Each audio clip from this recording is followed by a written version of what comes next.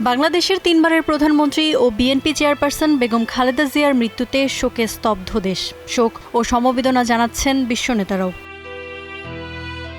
খালেদা জিয়ার মৃত্যুতে এক্স হ্যান্ডেলে ইংরেজি ও বাংলায় আলাদা দুটি পোস্টে শোক জানালেন ভারতের প্রধানমন্ত্রী নরেন্দ্র মোদী। শোকবার্তায় বিএনপি চেয়ারপারসনের সাথে 2015 সালে নিজের সাক্ষাতের কথাও উল্লেখ করেন তিনি। শোক জানিয়েছেন পশ্চিমবঙ্গের মুখ্যমন্ত্রী মমতা ব্যানার্জিও।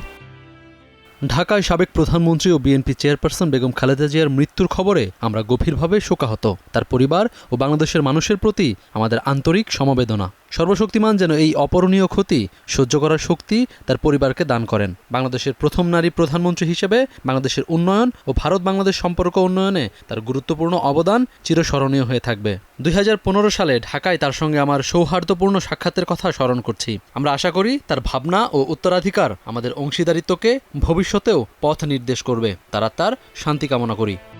শোক জানিয়েছেন পাকিস্তানের প্রেসিডেন্ট, প্রধানমন্ত্রী ও পররাষ্ট্রমন্ত্রী। সামাজিক মাধ্যম এক্সে আলাদা আলাদা পোস্টে তারা শোক প্রকাশ করেন। প্রেসিডেন্ট আসিফ আলী জারদারি তার পোস্টে লিখেছেন, খালেদা জিয়ার নেতৃত্ব ও অবদান সম্মানের সাথে মনে রাখা হবে। বেগম খালেদা জিয়ার মৃত্যুতে গভীর শোক প্রকাশ করছি। বাংলাদেশের উন্নয়নে তার অবদান চিরকাল স্মরণীয় হয়ে থাকবে। তিনি পাকিস্তানের একজন নিবেদিত প্রাণ বন্ধু ছিলেন। পাকিস্তান সরকার ও জনগণ শোকের এই মুহূর্তে বাংলাদেশের জনগণের পাশে আছে। মালদ্বীপের প্রেসিডেন্ট মোহাম্মদ মুইজ্জুও এক্স পোস্টে শোক প্রকাশ করেছেন। পোস্টে তিনি বাংলাদেশের মানুষ ও সরকারের প্রতি সমবেদনা জানিয়েছেন। সৃষ্টিকর্তা যেন খালেদা জিয়ার পরিবারকে এই শোক সইবার শক্তি দেন, সেই দোয়াও করেছেন তিনি। এছাড়াও বাংলাদেশে অবস্থিত মার্কিন, জার্মান ও ফরাসি দূতাবাসও খালেদা জিয়ার মৃত্যুতে শোক প্রকাশ করেছে। শোকবার্তা জানিয়েছে জাতিসংঘও। Iffat Khandakar, Star news.